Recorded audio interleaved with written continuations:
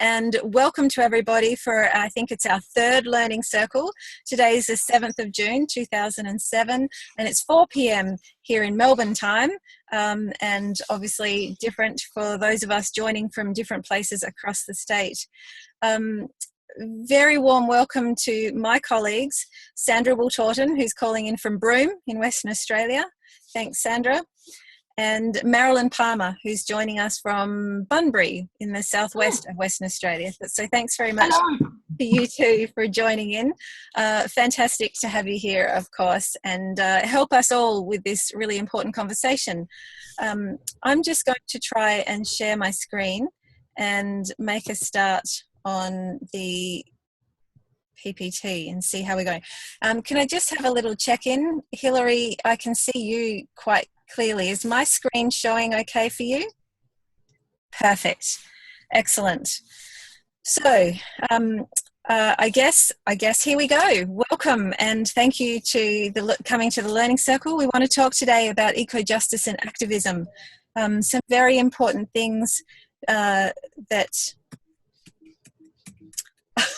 kind of tricky. Now I can't manage my screen. Here we go. There we go. An important conversation that I would like to bring to you with my colleagues, as I said, Dr. Marilyn Palmer and Dr. Sandra Wiltorton. Something that we've been talking about for a long time. We wanted to share some thoughts with you about how we practice thinking about both eco-justice and activism and broaden this through a conversation. So the scope of today's conversation is that we share, I'm sure with many of you, a deep commitment to eco-justice and activist practices. And we want to explore today why we're positioned in the way that we are and to come to understand a bit more about how we are positioned and why. We also consider where to from here and how, as a collective, through this conversation and other conversations, we might get there. So the challenge for us is to hold the tension. So how do the social, economic and ecological sit together as we build our sustainable futures? We don't really know what the key elements of a post-fossil fuel capitalist society will be, although we are starting to get some ideas as people all over the world theorise and implement their version of the future. Some visionaries help us see a way forward, and this conversation is important in helping us envision laying down our path in our walking. And so in our conversations with Sandra and Marilyn, we've come to really love this image that Lunig shared with us a while ago with all of us, talking about let it go, let it out, let it all unravel, let it free and it can be a path on which to travel. And we think about this as a way to use our conversation and our thinking and that we call our activism as a way of designing our futures and thinking carefully about what that might need to look like for ourselves and for those that we interact with. So we're building on a conversation that we've already shared a little bit with some of our A squared, E squared colleagues. This is the title slide of the presentation that we offered last year at the 2016 Biennial Conference. We were talking about resilience and optimism for a slow, steady university transition. So the three of us are contextualised in that we work in university settings and we are and do so much more. So I guess just because we shared that particular context, we were thinking about our conversation from that perspective. So our abstract was for that particular presentation was that we wanted to really talk about our practice and to think about how we're trying to make things different and change things for ourselves and therefore for our colleagues. So to give you a bit of a perspective of how we work together, we have been playing around with a number of metaphors that might work for who we are and how we operate. But we are a collaborative autoethnographic space and it's maintained using Zoom online conferencing technology as we are today, where we hold fortnightly nurturing conversations about our work and our lives. And we're held together through this process, even though our physical spaces are quite disparate. And we triangulate across Australia, living in Yoruruburu, Broome, Wurundjeri. Sorry, Sandra. Fail. I can't speak, of course, so keep going. No, we can hear you. Oh, really? Yes. Oh, that's interesting. Yes, it's Yaru. Thank you. Yaruburu, Broome, Wurundjeri Land, near Burwood in Melbourne, and Noongar near Bunbury. So that kind of, that triangulates each of our locations.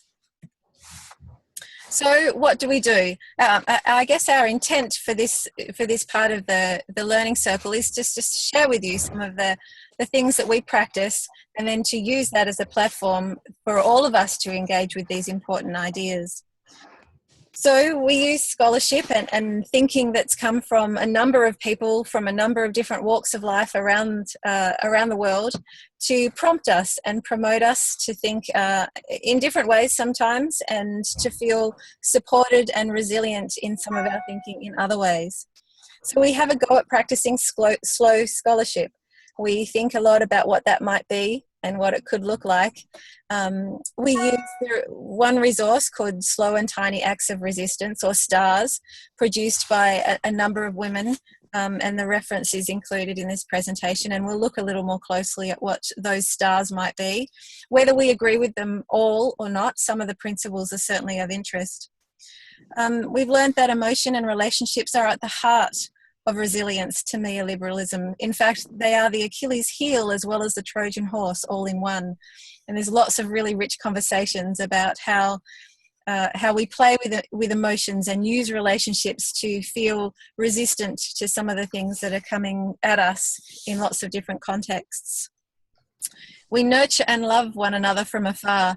We listen to each other's troubles, and the eco-injustices that are playing out around us, and sometimes to us and through us, and things that are unfolding.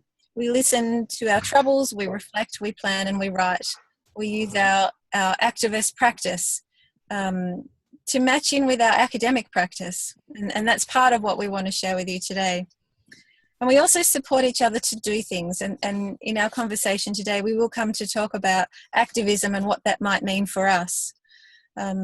So we're not just about sitting around and complaining, we're thinking about how to pick up these issues that we share and carry and take them into action.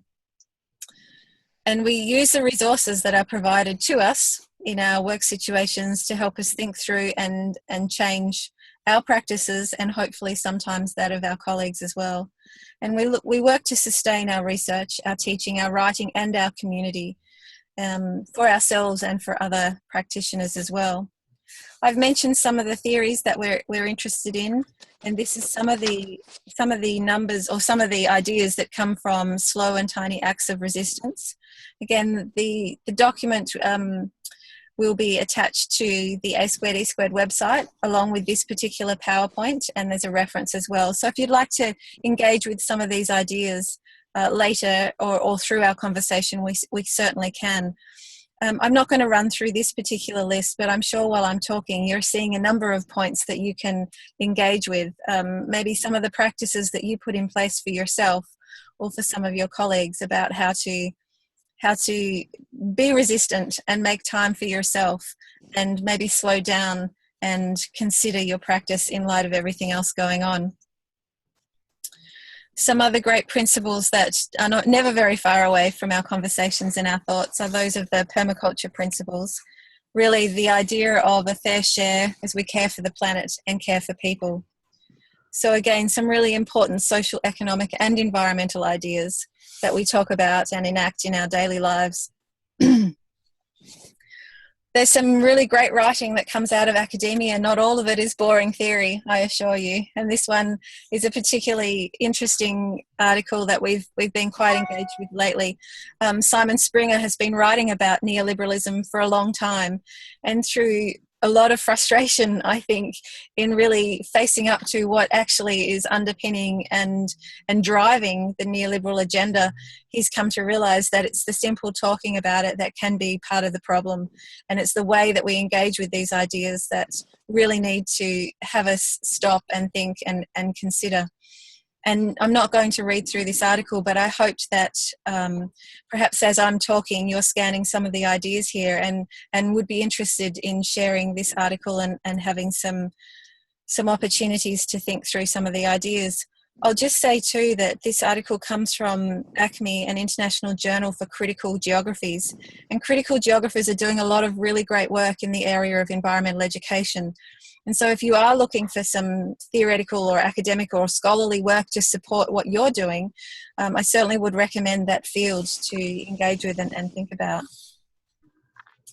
So while we haven't yet explained our practice, some of the things that we think are important about it are shared in these small little quotes. Sandra, I'm not sure, do you feel like reading yours? I guess we hadn't really talked about that, but as we can hear you, would you like to read yours? Sure. For me, it says, I feel safe like Peter and Marilyn are sisters. We've known each other for a really long time as well, and that helps a lot. And we've actually been through a lot together. So,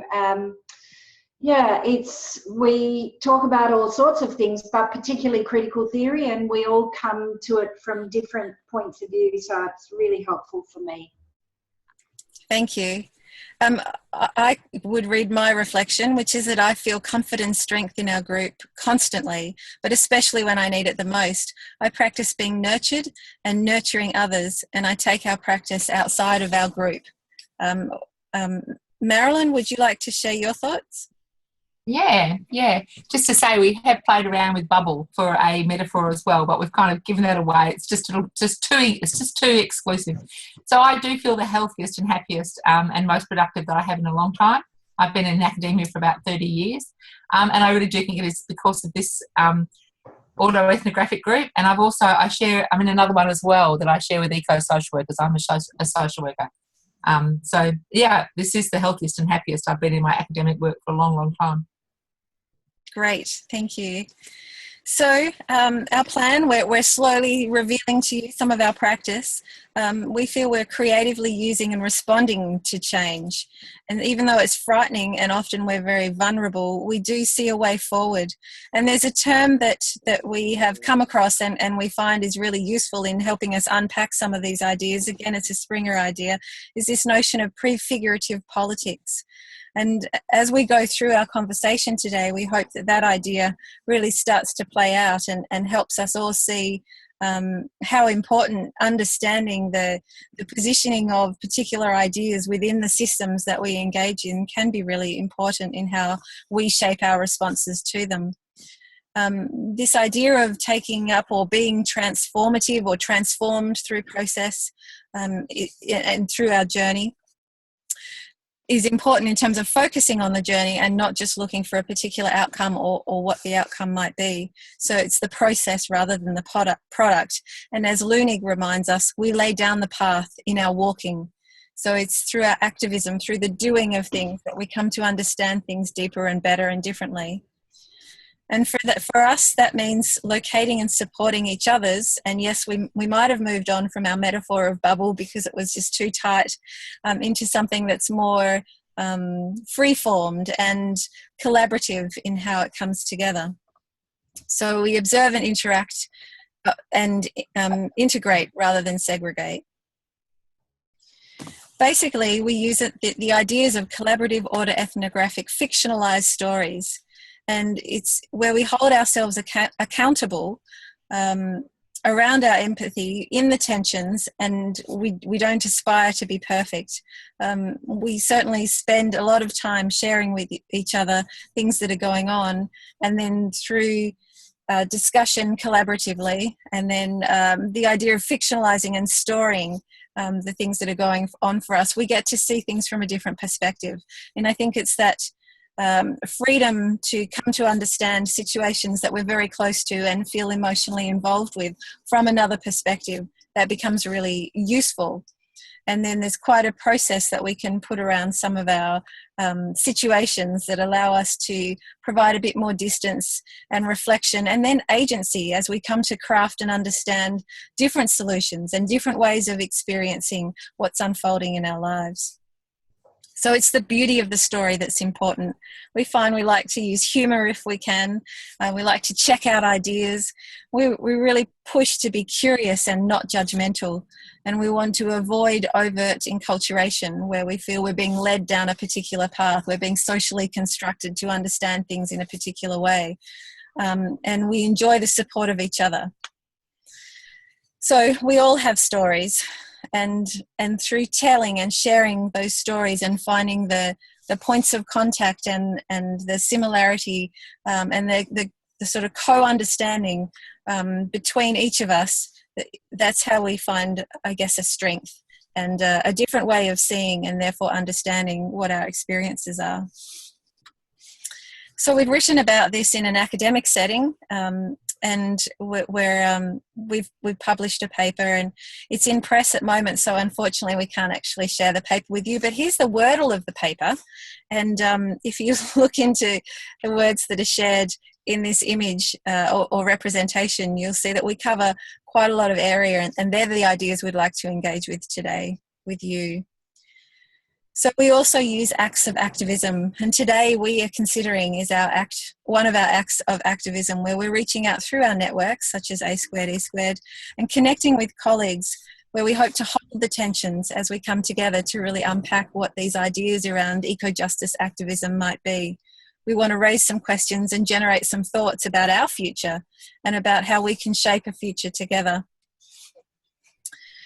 So the main point of this conversation is that it is the challenge to hold the tension, and that it's important that we not proceed with practices tied to unlimited growth. And yet when limits are expressed, we often find eco-injustice promulgated as inevitable. So those who say it's too late or there's nothing we can do about it are for the most part privileged and confident that they and their families will be spared the worst of what Donella Meadows, etc., and et al. Have referred to as ecological overshoot and collapse. The challenge is to hold the tensions between ecological care and socio-economic justice while we find our way towards a sustainable future where extraction is balanced by replacement and dumping is balanced by absorption. So as we locate ourselves as academics and certainly as community members and educators and environmental educators more specifically, we look to eco-justice ideas, I suppose, and how they express ourselves in our lives. So really we've just come up with these ideas here that we've sort of formed into concentric circles in a way that just allows us to unpack some of the ideas. Thank you. I might just add that we're currently pulled up in Colac in a car in transit on our way back to Melbourne. So pretty excited to be able to have technology really help us out today. And my colleague Ian has just bought me a water. Thanks, Ian.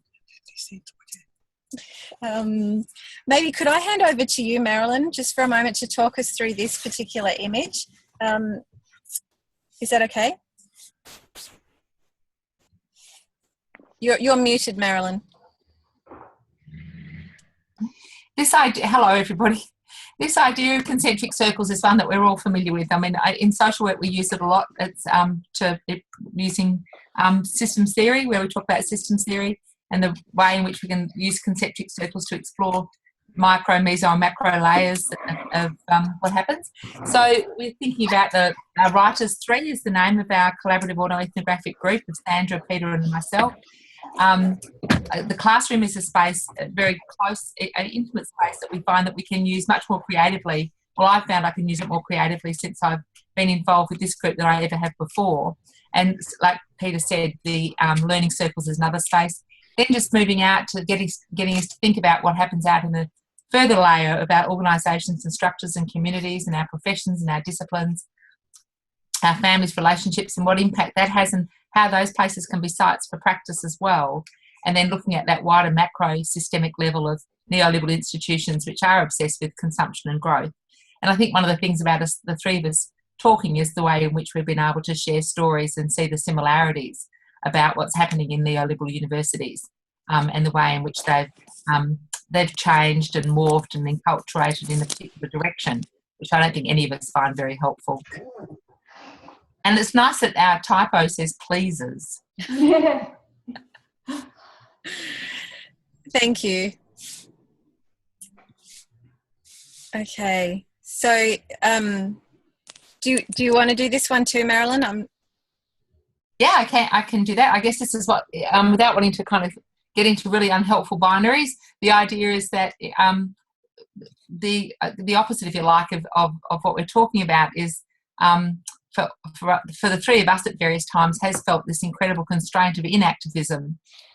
For me as a social worker, it was very much feeling that I couldn't bring activist practice into the academy, or I had to be really careful about that, which I feel completely unconstrained now. But inactivism is at the personal level is really, really difficult to manage. That at a meso level, we're looking at eco-injustice and unsustainability. And then again, at the macro level, we're looking at the way in which neoliberalism, and that's really just a shorthand, I think. I mean, obviously, we need to be thinking about language and how we use it and what we're trying to describe, but I certainly find it quite a convenient shorthand. But it sits for me, my first kind of epiphany, I guess, was in the 1980s when my master's supervisor gave me the Meadows book to read, and it was the first time I'd seen things talked about in that way. And the other thing is from the idea of how we need to respond to the idea of the younger culture and take a little bit more from older cultures and be open to seeing what they have to offer us without appropriating in a way that's not helpful. So it's again using those three layers. Sandra, would you like to add anything at this point in time? No, I'm right. Thanks. That's perfect. I was just showing the Meadows book that I just happened to have right beside me, and I just reached for it. Limits to Growth, Report to the Club of Rome in 1972, I think it was. And you feel like saying, what's changed? Thank you. And I will say too that a couple of the references that we mentioned today and our PowerPoint will be available online if you're interested from the A2E2 site. So really what we were interested in doing now is asking a series of questions and opening it up to our floor and engaging with the fantastic people who have joined us today. This first set of questions really troubles us. Oh, I've just got feedback, I guess. Jenny, maybe you might need to please. Thank you. Really, just to forefront what we're up to here is there's some questions here. Don't feel like you have to attend to our questions. If you want to diverge somewhere, we're happy to be responsive to where the conversation goes. But we thought we might really start out by troubling this idea of activism. I've just come back from working with some colleagues in a European context, and many of them won't touch the word. They're not interested in using activism as a description of their practice. They feel it's just too subjugated into meanings that aren't appropriate for what they think they're doing. So what is your activism? Do you consider that's a word that means something to you? Do you consider yourself an activism? And is it useful really to engage or use this kind of term? So I'd open it up to the floor and just be really pleased to have some thoughts or questions. Hi Peter, it's Cam. Hi Cam, go for it. Yeah, sorry, image not on the screen because we've got a very low bandwidth here. My question is the tension between environmental conservation activism, eco-justice activism, and environmental education activism. I always had that challenge in my career about my passion in the activism area. I've been a member of umpteen environmental wildlife conservation organisations for several decades, and sort of in my own mental space dividing that between my environmental education activism. That's been also part of mine. So that tension between the two, I'd love to hear your perspective on that, Tim.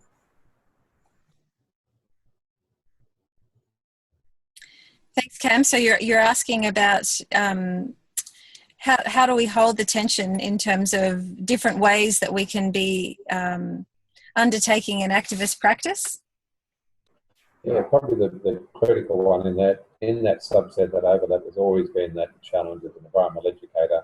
Are you indoctrinating? Are you promulgating a particular point of view? And where do you find that that sort of happy medium between the passion for your activism in a particular area, being the broad environment, which I've been doing also, so my two hats, one head scenario, and then your activism for environmental education outcomes, and where's that sort of overlap between the two, and how does that look like? Yeah, I think that's a great question, Cam. Thanks for asking. Would anyone like to take that up? Sandra, I'm wondering about you, actually, if you might like to. Yeah. I can start. It is a really, really good question. To us, I think the word activism actually came from the idea of taking action. And so perhaps and a lot of stuff in academic work is not so much around action, it's about bringing ideas and perhaps critical and perhaps problems to the world through publication, so that others will actually take the action. And what we're trying to do is do both. So activist actually means to reveal. For us, it means to reveal on the basis of critique practices that need to change, and then for us ourselves to set up actions that make a difference. So the question about the difference between environmental education and environmental activism is such a good one.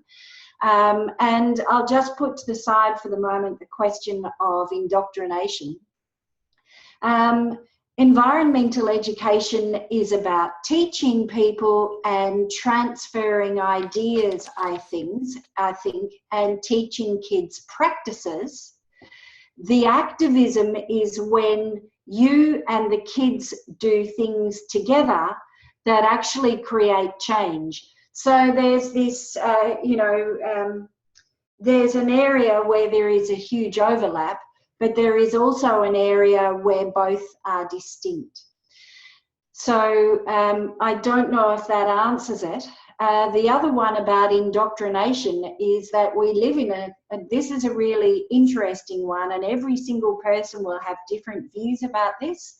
We live in a world where we are totally indoctrinated about neoliberal ways of viewing the world. We're continuously advertised to.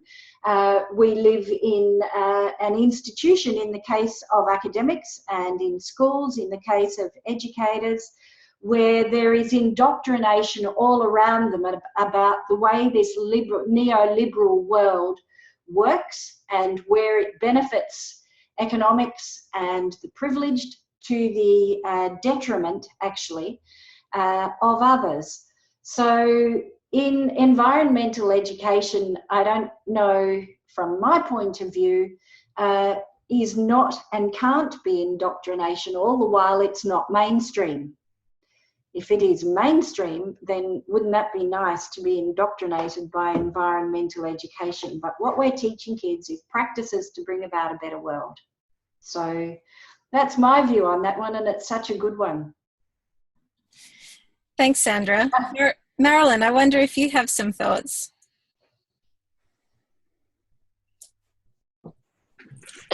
Well, so I'm a social worker, and so the liberation for me was to start introducing environmental issues into social work, and that was facilitated for me. So that I did sit with that conundrum for quite a while about how could what I saw as my private practice and my private commitment to the Greens and other activist groups, environmental groups, how could I bring that into the classroom without not kind of crossing a boundary?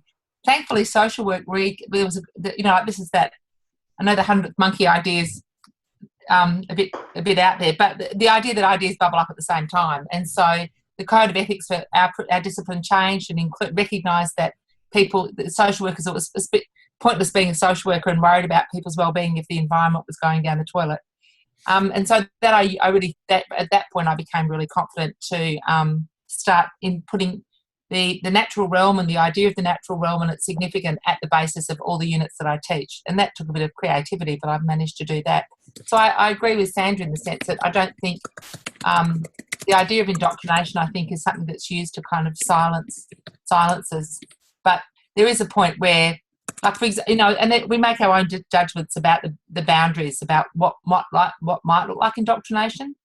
So I don't actively invite students to activist events like marches or things like that, but I would make sure that they know about them. But I know that there's a boundary that I don't want to cross, because I don't want them to feel that I'm in a position to make a judgment about what their commitment is to that. Thanks, Marilyn. I guess I just wanted to add to that too, that as an educator, I have to look after myself and maintain that my passion and my self-sustainability is managed. And so that's, for me, a large part of what drives my activism. I'm fairly driven to be self-reflective on my practices in terms of being a consumer in a very Western, very privileged society. So managing my resource use is something that I try and pay a lot of attention to. So I think in terms of my activist practice, it's what helps me get out of bed every morning. It's what helps drive my passion, is having some way to actually do something that helps me feel hopeful, that helps me feel like I'm taking steps towards living a more sustainable life and bringing sustainability awareness to those who hang out around me. So as part of that self-sustainability practice and that idea of living and enacting my passion, that helps, that is really my blurred activism between my my professional practice and my personal practice. Would anyone else like to jump in? Cam, maybe you have a response for us.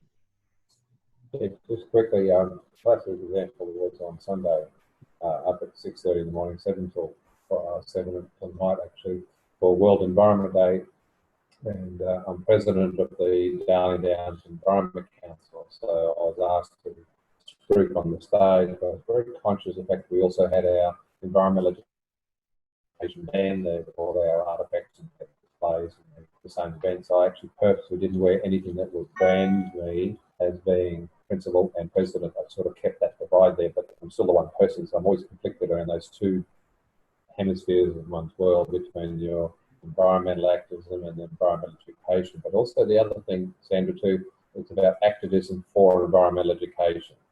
That's another aspect of it, not just activism for the environment. So I'm still challenging myself around that, and that's something that AAEE has been very successful in the past in doing, and revisiting that as one of my personal pursuits too.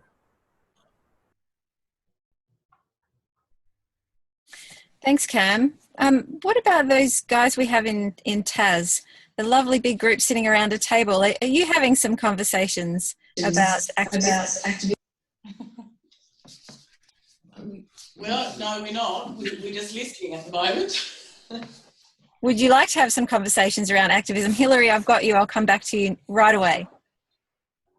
Tanaz, you came along especially. Is that? Oh no, I was just interested in finding out what was going on. So I don't have a particular question. Right. Yeah. Okay. Chris? Chris Haas here. I'm a kindergarten teacher. Can you hear me? Yes. Yes. I'm a kindergarten teacher, and I was really interested in Cam's comments about field activism and educational activism. I've done a lot of field activism, but at the moment I'm more engaged in education activism. And I don't think we really have to worry about indoctrinating students if we work from a really strong eco-pedagogy standpoint, because part of that is really recognising and encouraging our students to challenge ideas. And if we're also open with, well, in my case, families and the children about our worldview, we're not doing anything different than any other educator who's, everybody has a worldview. And, well, if we're indoctrinating, then every educator is. That's what my opinion is. Anybody else?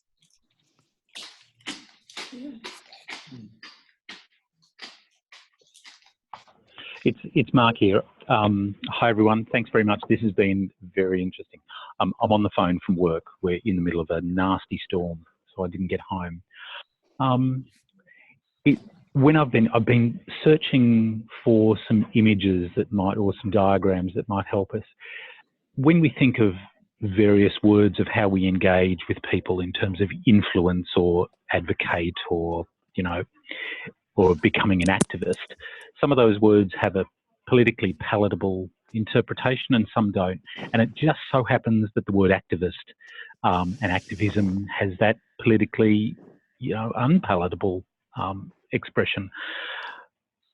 Of all the boring things I've got to read sometimes, I read through the requirements of an organisation to receive the tax deductibility status from the Commonwealth Government.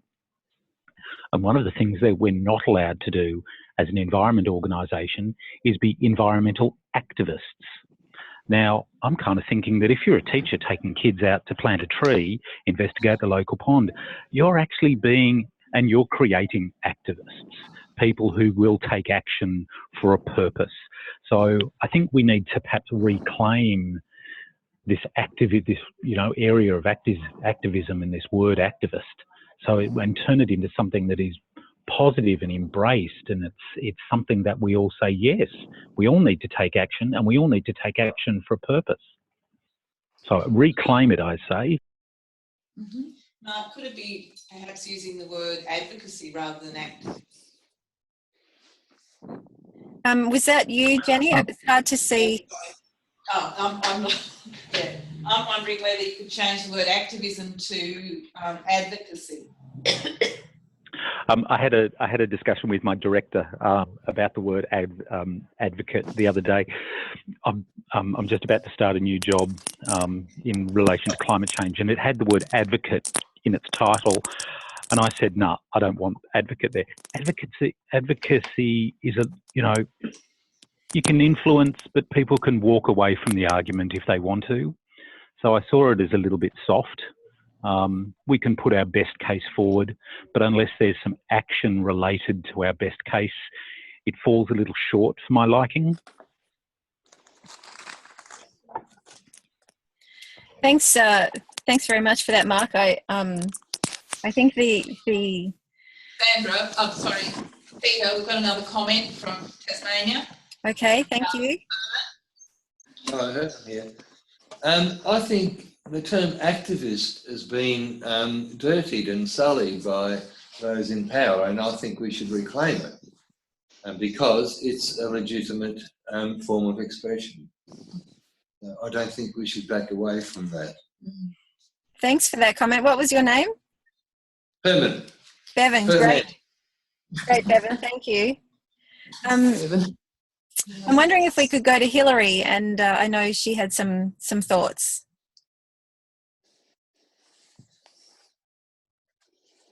Trying to unmute. Thanks, Peter. I'm challenging myself at the moment not to interrupt too quickly. I've been told I interrupt a lot, so I was listening very patiently, don't waiting. It's really nice to have a chance to reflect on things, and I must say that I've now got more of a luxury of reflecting on things as I'm newly retired. So I think I'm sort of rediscovering the ability to sit quietly and think about various things and engage in sorts of conversations. And I think in terms of activism, that first question about what is my activism, I would say that probably for me it's challenging myself and others and influencing through actions. And the way I think about that is that I've actually worked in many different arenas, if you like, state government, local government, non-government organisations, universities, and so on. But all of those have been underpinned by a certain set of values. And in many of those places that I've worked, it's actually been very uncomfortable. So I put myself into a situation. For example, I'll give you one example. I was criticised initially for going to Borneo for 2.5 years and working for the Sabah Forestry Department, who's obviously were moving from a timber and revenue generated world mindset towards sustainable forest management. But I think that in terms of actually influencing and changing practice, that has meant more to me and has been more satisfying in terms of activism than what I like to talk about at the moment is like moving beyond the echo chamber. And I'm glad to see you did away from the bubbles. Like we're talking about filter bubbles, people in filter bubbles and echo chambers. So if we sit ourselves nice and comfortably still within those echo chambers, then yeah, sure, we can be doing activism. But for me, I think breaking outside of those and influencing others who might go on to do other things, to me is my form of activism. Thanks, Hilary. I love those ideas of thinking about influencing others. As an educator, that's our privileged position, isn't it? That we are professionally engaged to influence others. And I like to think that part of the influence that I offer is how I model the choices that we all make on a daily basis. So, you know, turning up with my Mount Franklin water is not such good practice. And even those small things really are demonstrative when we're working with people who don't think about the stuff that we think about on a daily basis. How about some of the... I think so, because if you also push people who are at again, I'll take the foresters, you know, within the soil forestry department, it's sometimes too much of a challenge to move from that position to this other extreme, apart from in those steps, and you get more of a pushback if you try to do that. So gradations of activism and influence and moving along, you know, towards that, there might be some steps backwards, but yet I think modelling in practice, as you say, but also accepting that people aren't perfect and they can't get there immediately. Great, thank you. Are there other thoughts from colleagues joining on today? Peter, can I just say you've got some really good... Oops, now I've got feedback. You've got some really good comments on the little chat box underneath. One from Tim, who says, advocate, I think it's Tim Ange. Advocacy is the act of pleading for something and making recommendations. Lobbying might be more related to activism where you're influencing. And then Cam suggests advocacy and action equals activism. I think they're great ways of thinking about the gradations between those different sort of levels of taking action and places. Yeah, thanks, Sandra. I've for ages I've been really excited about this idea of reclaiming the word activism. What would it take to reclaim this word? What would we need to see and experience to be comfortable to use the word activism when we want to write about what we think we do in papers that go to Mark, for example? What would it take for this word to be our word? Like the statement that Barack Obama made. Associate or the groundswell support. I couldn't quite hear who was talking then. Was that you, Cam? If we could remember to say who we are, that would be handy. Sorry, yes, Cam. I just like what Obama said at the last throes of the election last year, where he said, "Go out and associate and create a groundswell of passionate people making a difference." As Margaret Mead said.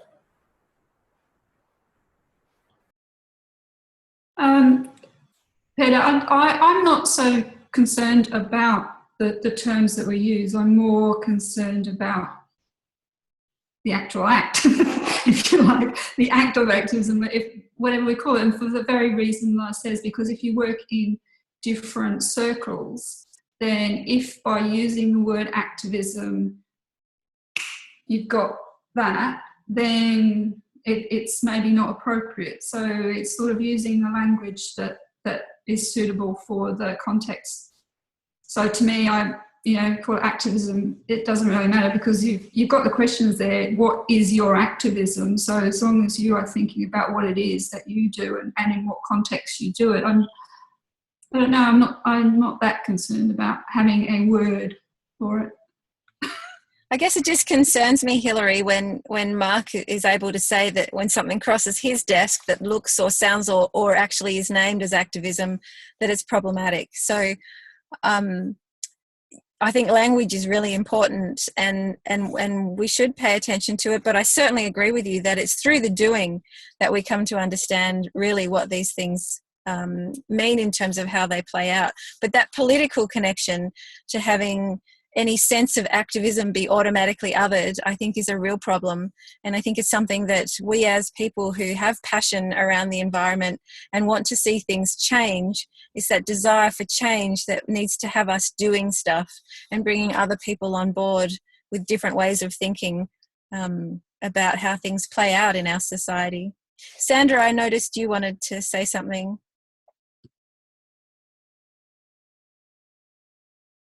Oh, sorry.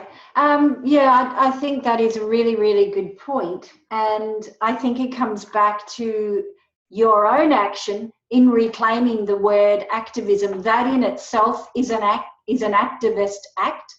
And I'm just thinking of things. I am in the really privileged position of working in an Aboriginal Research Institute. And last year, the year before last, actually, the West Australian government decided to stop funding and announced that they were going to stop funding for remote Aboriginal communities. And naturally, there was an outpouring of grief and rage in Broome. And fortunately for us too, our university is Catholic, and the local bishop was one of the leading activists, if you like. But one of the researchers at this institute organised and leafleted people at one of the town meetings to say that he was going to give an outline of 40 years of his work in the Kimberley in relation to governance and government, which was awesome. About 300 people came. That is the difference between, that is activist work, and using our everyday practice as activist work.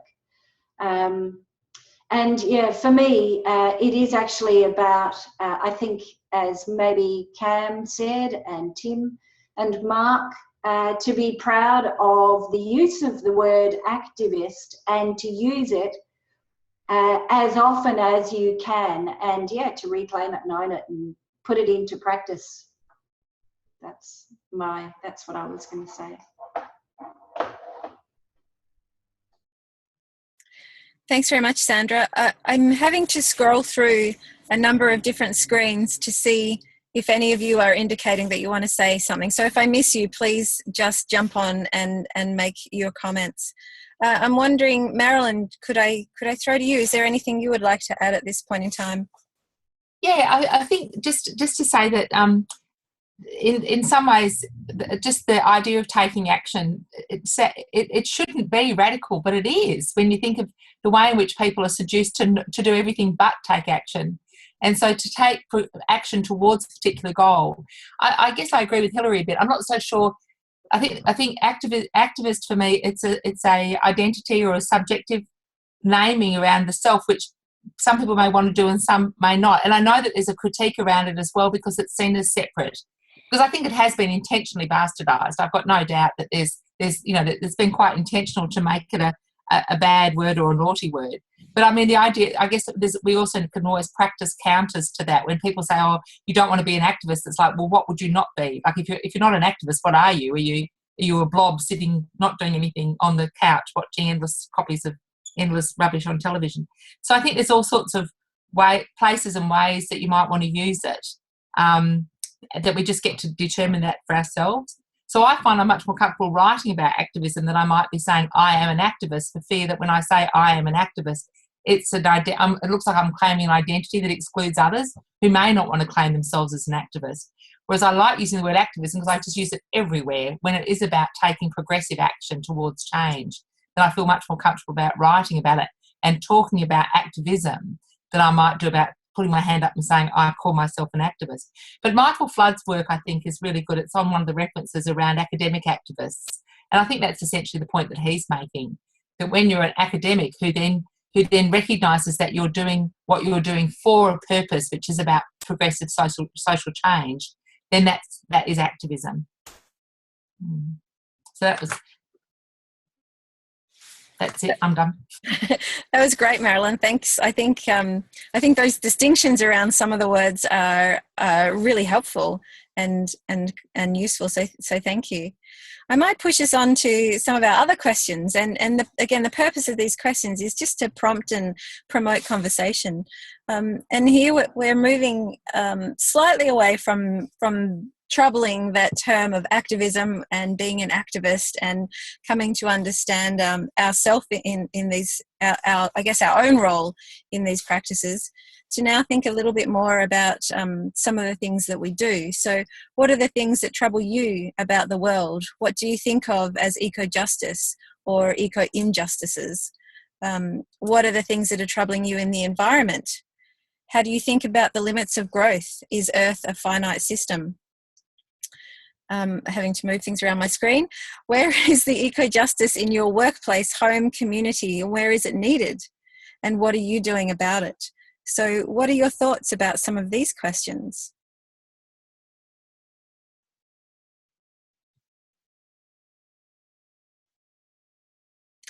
I think you should do it, Hilary. Go for it. Sorry, it worked. I was just testing to see if that raise hand thing works. It's perfect. I challenge you to get it down now. Oh, haven't I done that? I don't know. Oh. There you go. Well done. Yeah. Oh gosh, so the reason I just started laughing then was that I'm just in the process of reevaluating my thoughts about a whole lot of stuff, because I'm about 30 pages from the end of this book by Clive Hamilton. Has anyone read that? Okay, it's very new. I was struggling to get from the library, but Defiant Earth, the Fate of Humans in the Anthropocene. And every now and again a book comes along that you don't know whether you actually believe what you're reading or whether you agree with it. And then you think, yeah, well, yes, I do, or maybe I don't, or yes, I do, maybe I don't, and you keep reading. And I think this has been the first book for a while that's actually made me challenge some of my long-held thoughts about all sorts of things like eco-justice and eco-modernism and philosophy and all of those things that I've read about in the past. So I don't know if I can honestly summarise some of the best messages from it, except to say maybe just try and read it, because it's like, it's quite challenging. But it's very much about systems thinking, but I can't even tell you what I'm thinking at the moment. Isn't that such an interesting place to be really put in that place of tension of just being unsure about what you really think? And I wish you luck at working it out, and enjoyment for that conversation for sure. Do any of these particular questions raise ideas or thoughts or spark interest for things to mention or to share with us? Armstrong, I'm sorry that I don't know your name, but that's all we see. I'm sorry. Hello, I'm Julie Armstrong. I'm from Canberra, and I'm not in a school. I've been in a school for a long time, and my work is now to do with the bees. And it was a group I started in 2014. And I think there are many things that trouble me about the world, and I think possibly it's really the bees dying and the toxins that we're putting into the environment, and how that's poisoning the earth, the water, the air. And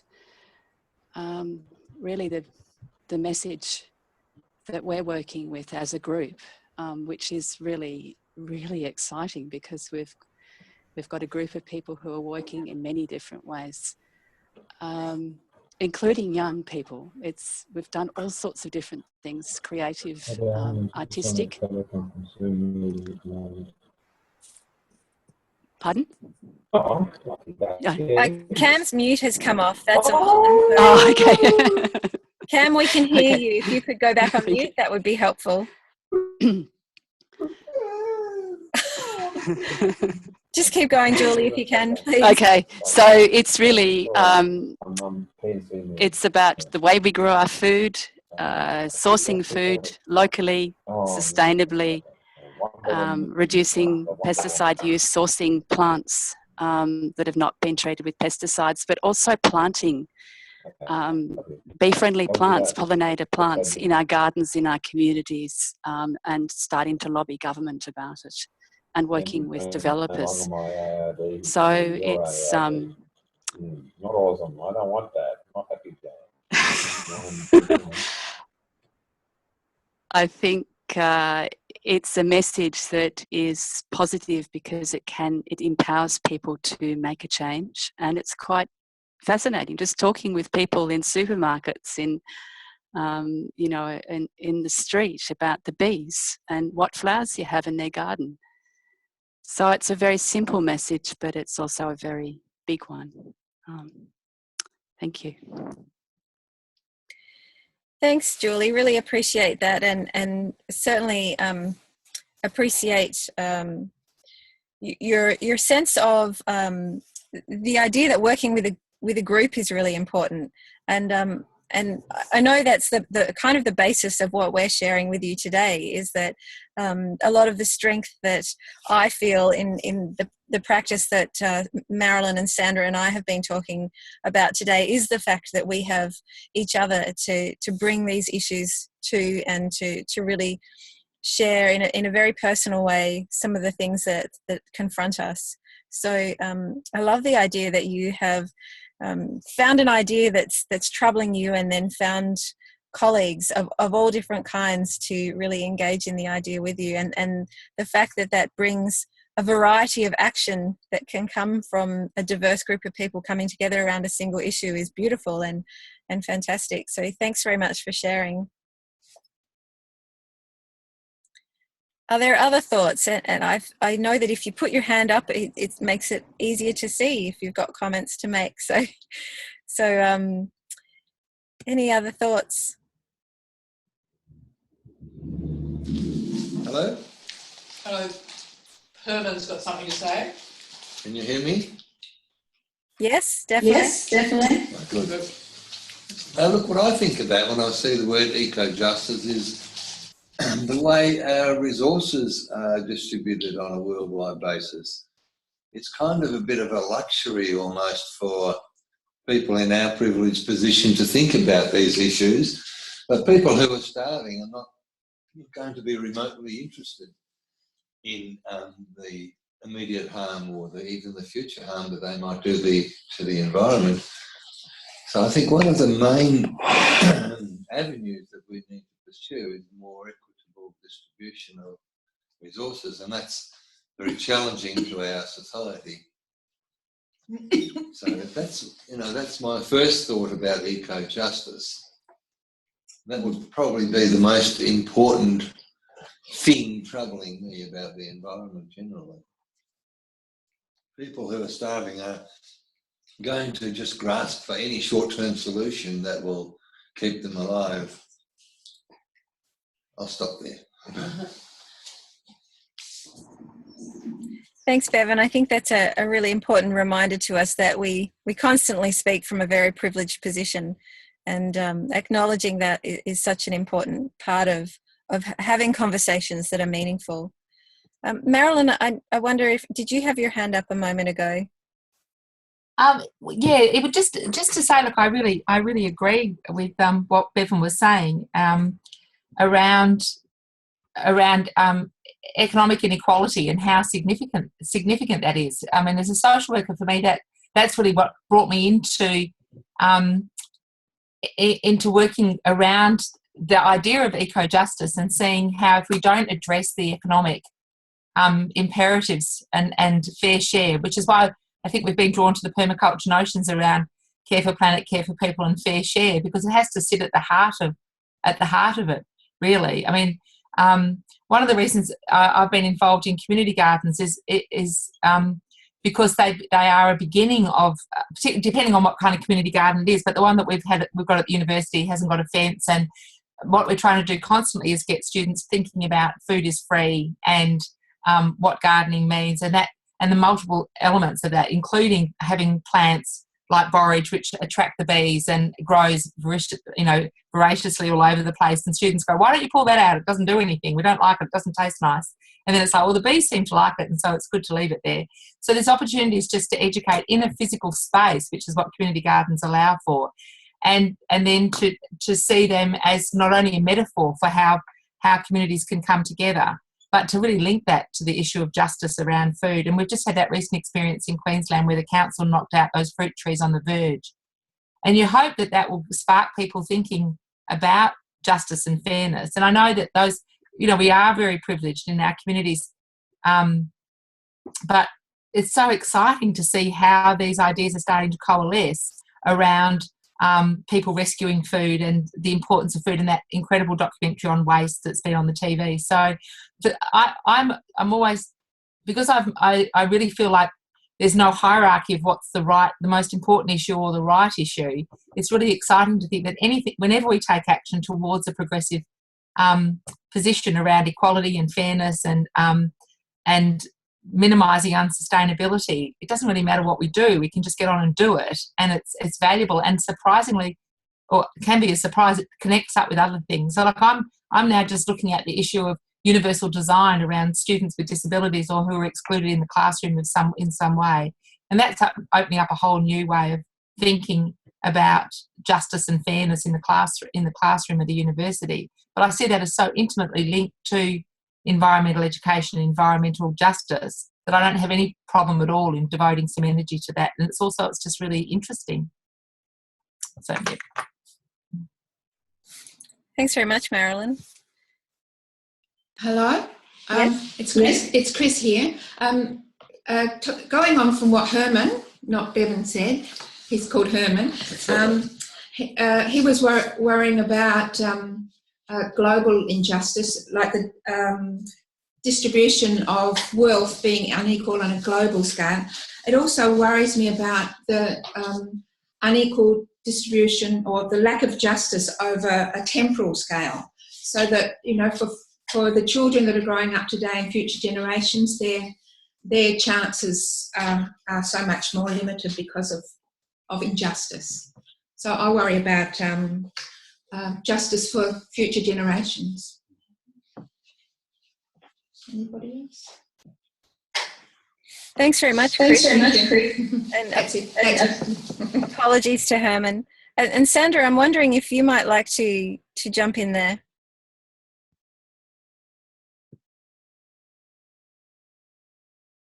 Yeah, I don't necessarily have I'm not sure I can add anything to that. I agree that everything is interconnected, but it's also about our identity, and feel the connection with people who are less privileged than ourselves, that are suffering because of climate change or various other things, so that we can always make a difference. And that is about self-identity. I feel that my activism gives me an obligation to be taking action in every step I make, in every purchase I make, because I am directly connected to the people who are caused increasing poverty because of my own actions in what I've bought or what I have inadvertently participated in. So for me, everything is interconnected, even though I am obviously extremely privileged because of my position in a university. So for me, the bees are connected to the people in the countries impacted by climate change, and they're connected to the people who are disadvantaged in our society because of needing you know, wheelchairs or whatever. So for me, it is all the same big picture, and that's who I am. I choose to respond in multiple different ways, and that means myself keeping the tiniest footprint I possibly could. And I ride my push bike everywhere, and I refuse to buy rubbish, and people around me, especially when I tried it out in Woolworths the other day, think I'm mad, because I am. I'm proud of being mad. Thanks, Sandra. I think that perspective is really helpful. As I've been listening, I've been wondering about the idea of of taking action versus not taking action, or thinking about the not. And although I'm confident that some people choose to not take action for very important reasons, I just think it's worth acknowledging that inaction is in fact a very strong action. And I wonder if there's, you know, is that something worth bringing into our conversation and talking through today?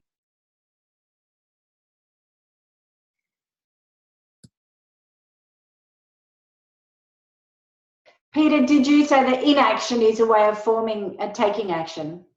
Well, I think that not taking action, in fact, is an action, and that we shouldn't just be caught out thinking that choosing not to make any kind of response or to be involved is a way of just ignoring the issue, because even ignoring the issue is actually an action.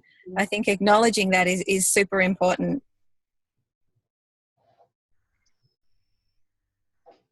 True, I agree.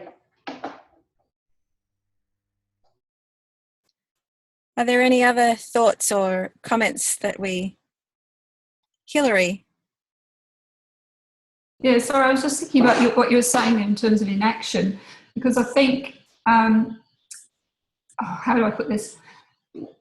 Taking the case of my brother, for example, who sits at the opposite end of the spectrum to me, for him, it's not necessarily about inaction, but it's the way you respond to knowing about, say, ecological crises, I say for the sake of another term, or globalisation, or these other forces. Because from his perspective, it might be seen that he's taking action to shore up the stability and the wealth for his family and his daughters and so on. So do you get where I'm going here? It's not necessarily, I'm just like, I'm not listening and I don't know anything about this. It's, yes, I do recognise there's the problem, but this is the way I might respond to it, because, you know, I've got that social Darwinism sort of world mindset rather than collective, you know, thinking and social justice perspective. Did that make sense? Yeah, Sandra. I was going to say, I'd love to hear Marilyn's response to that, because, you know, neoliberal activists are activists for, you know, increasing economic wealth and, you know, accumulating more possessions. You know, I'm sure that, you know, the Prime Minister would call himself an activist for the banks. And, you know, I'd love to, that's such a good point you've just raised, Hillary, and I'd love to hear Marilyn's perspective on it. For me, you know, that obviously it's not eco-justice activism, it's blooming neoliberal activism, I guess. And therefore you can see what Trump is doing if you look at it through that lens as well. Too right, unfortunately. I was just wanting to make a point back, just to go back to what Herman was saying as well, is and linking it with activism and non-action is one of the things for me is also recognising when non-action is resistance to change. Oh no, sorry, resistance works in both directions. So Hillary's brother is resisting sounds like he's resisting a kind of progressive agenda.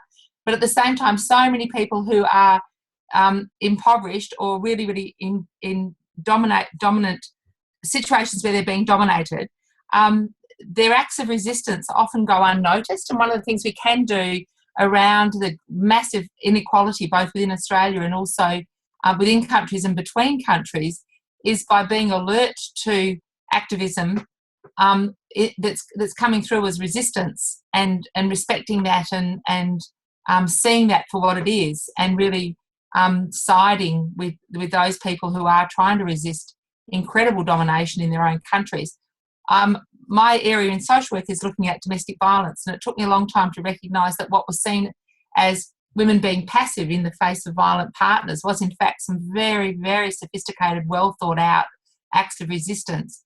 And I think that is something that we can forget to see. So we're reacting to something before we've actually worked out what it might be. And often it is very, very good, sophisticated resistance that's coming from people who are oppressed.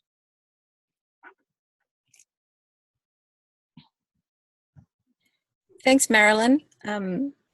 As I'm sure everyone here today can see, it's just fabulous to share thoughts with Marilyn and Sandra. It offers such great perspective, and how lucky are we all to be able to engage in that today. Are there any other thoughts, just to create a space here, just for people to have a contribution to the conversation if they would like?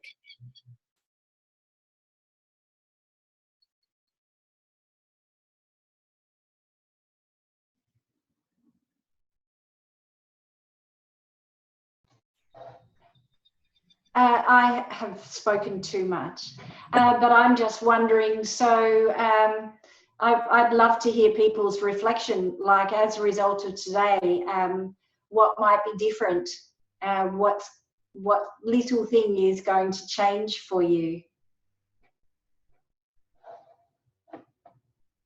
I'll just say I'm going to be watching the bees, and I'm going to be looking at the flowers, and I've got one extra lovely thing to do in my world, that is an activist, a piece of activism. Cam here. I'm going to mute the button when my wife calls.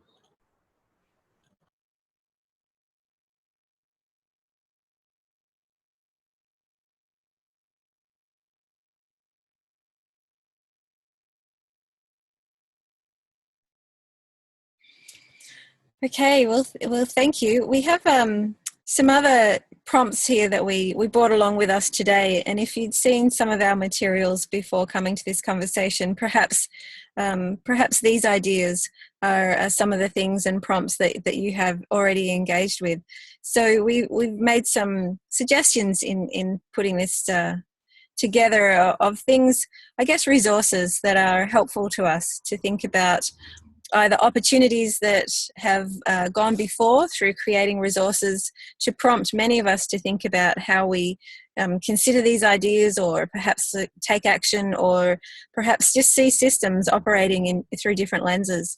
And we'll go through some of those. And then, of course, there's a great opportunity for us all coming up in Science Week of this year, which is in August, to think about Future Earth, which is the theme of Science Week. So we can talk about that in a moment.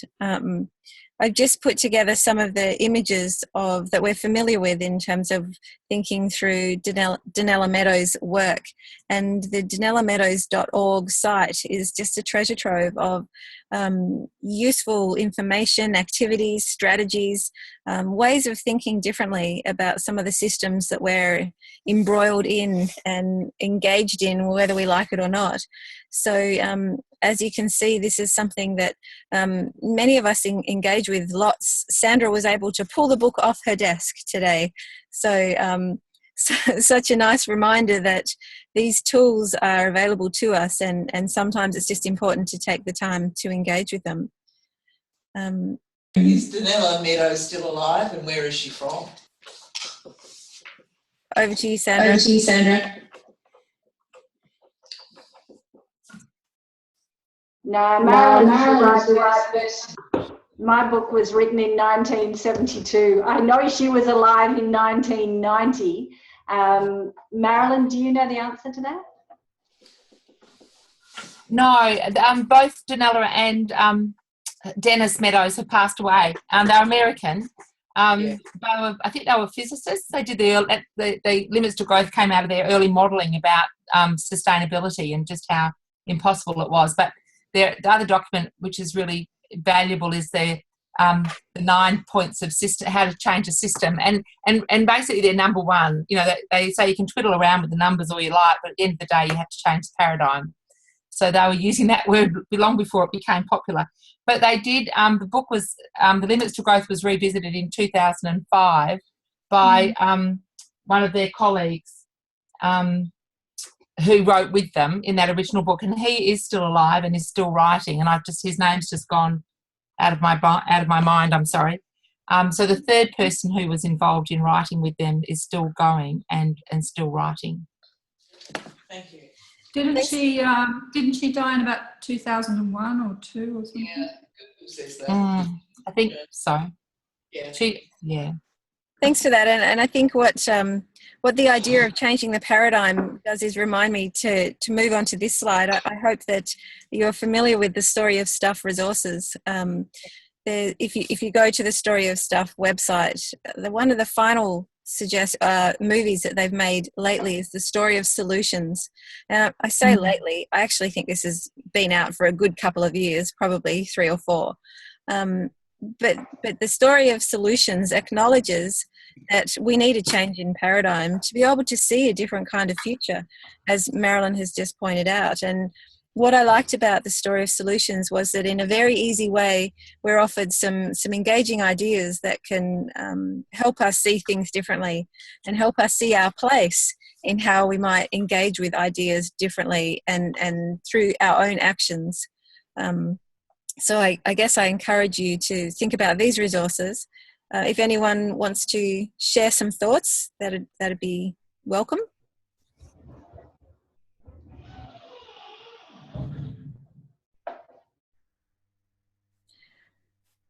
Okay, well, I hope that in your time you have either engaged with the resources or you certainly have a chance to.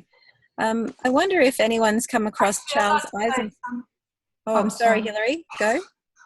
I'd just like to say that about The Story of Stuff, which also comes out of Free Range Studios, and I sort of discovered Free Range Studios about a decade ago, and I think it's one of the times when they started to recognise that we're failing to get our message across because of our poor communication skills for different audiences. And I really like Free Range Studios.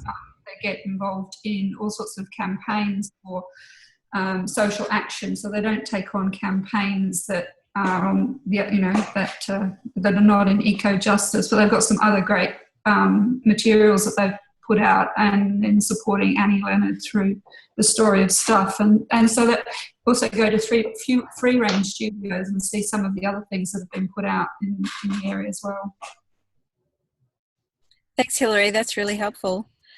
Another person really worth engaging with in terms of ideas for a different way of seeing a potential and certainly possible future is Charles Eisenstein. I wonder if anyone has had the privilege really of seeing him present or share ideas. Yes. Tell us about him. I saw him and also Satish Kumar, who's part of the small school and the Schumacher Institute. He's a very special person. Thanks, Julie. I agree. I saw Charles present in Canada a number of years ago, actually, and was just really motivated to be able to see things differently. And I know he's been to Melbourne fairly recently too. So I hope that he also has a number of resources online. So it's very worth engaging with those ideas. What's his message? What is his message? He's an economist. And so he takes up the idea of the capitalist notion where we're so framed by thinking that growth is the paradigm that's going to get us where we want to go. And yet he suggests a number of other ways that are actually far superior to the idea of continual growth, growth in a finite world, I suppose. So I do him no service by trying to paraphrase. So I really, I guess like Julie, want to kind of stop there and just really encourage you to check things out from his website. And he has a couple of presentations online, and so through his own site and the books that he's provided. So in Tasmania, we need Saul Eslake to talk with him then, maybe. I didn't quite hear that, sorry. Paul Gilding's book, what was it called now? The Great Disruption. The Great Disruption. Right. I don't know. Paul Gilding's book. He's in Tassie now, so his book's really relevant too. Absolutely. Well, it was great to engage with him at the 2014 conference. So thanks very much to Tasmania for continuing to put good people in front of us, which is always important. David Orr's new book is out. Oh, is that? Yeah, January 2017. What's it called? I'll just have a look and find it again. And then as we draw our conversation to an end, I think it's important that we think about where are our next opportunities maybe to take advantage of sharing these thoughts with others. And as I mentioned previously, Science Week is something that's coming up. The dates are there in front of you.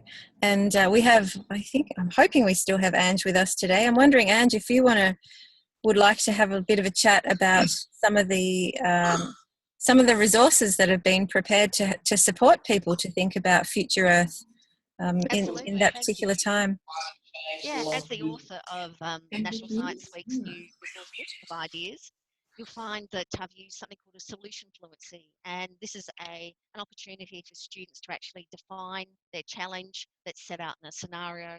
They go through a discovery phase of how they can attain and sustain a future Earth that is sustainable, and very much then through a design process where they dream their solutions, they collaborate in their designs for a sustainable future Earth, they deliver presentations or exhibitions as part of National Science Week, and then debrief on what worked well, what they've learnt, what's challenged them to even do more, maybe from an activism point of view. So the resource book of ideas has learning sequences for early childhood, primary and secondary classes.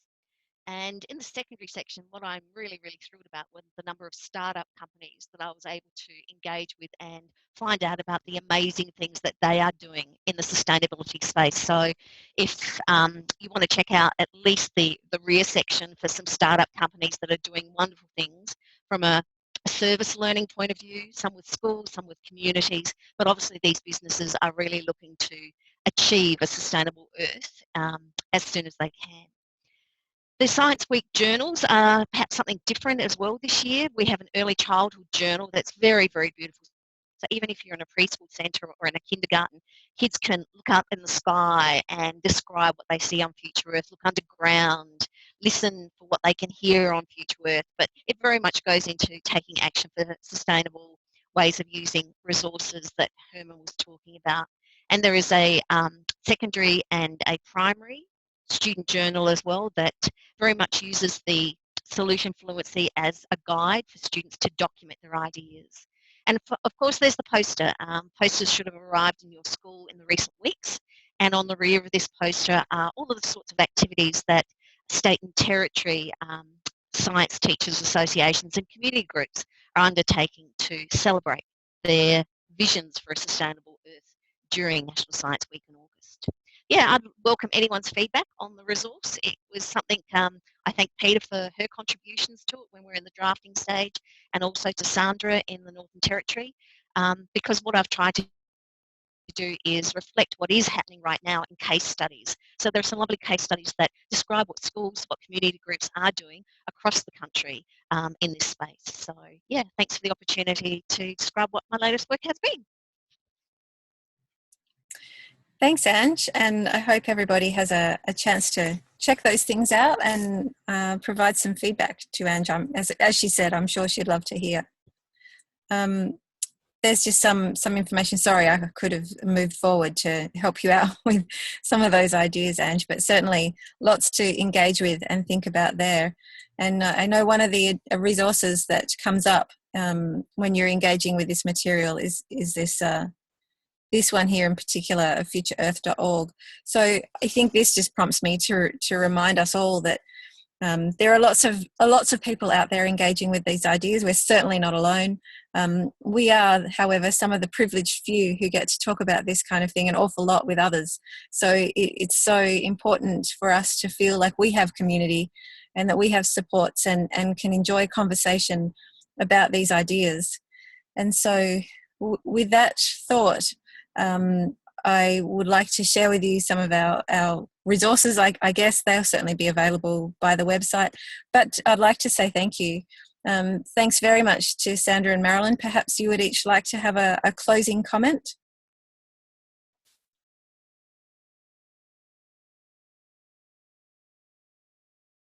Okay, thank you very much to everyone for coming along. I've really appreciated this conversation, and I guess one thing that I would like our gift of today to be is to talk and form a little group and support each other and love working together. So thank you very much from me.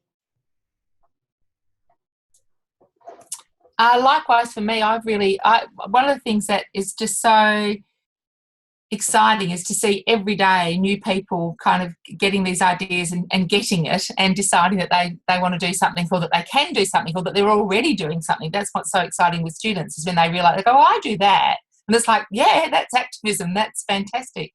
And just to connect with other people who are thinking in similar ways about sustainability and about fairness and justice wherever they are and whatever they're doing. So, yeah, thanks for the opportunity to meet you virtually, and yeah, hopefully there'll be other opportunities into the future. And thanks to Sandra and Peter for being my colleagues, because it does make it's that those nurturing conversations and that ability to deconstruct what can be some fairly dysfunctional workplaces at times in a way that is progressive and thoughtful and plans for the future is I find really valuable. So thank you, and thanks to all the contributors. Thank you very much, Sandra and Marilyn. And I just think it's so lovely that for this conversation, for what Sandra, Marilyn and I hoped to share with you, we have a whole group of people sitting together in Tasmania, in community, sharing these ideas. So thank you so much for making the time to come together. Appreciate everyone who's joined us online today. And we hope that we get to engage in future conversations, either through this forum or others. But best wishes for your activism, or whatever you decide to call it, and look forward to engaging with you again in the future. Thank you very much.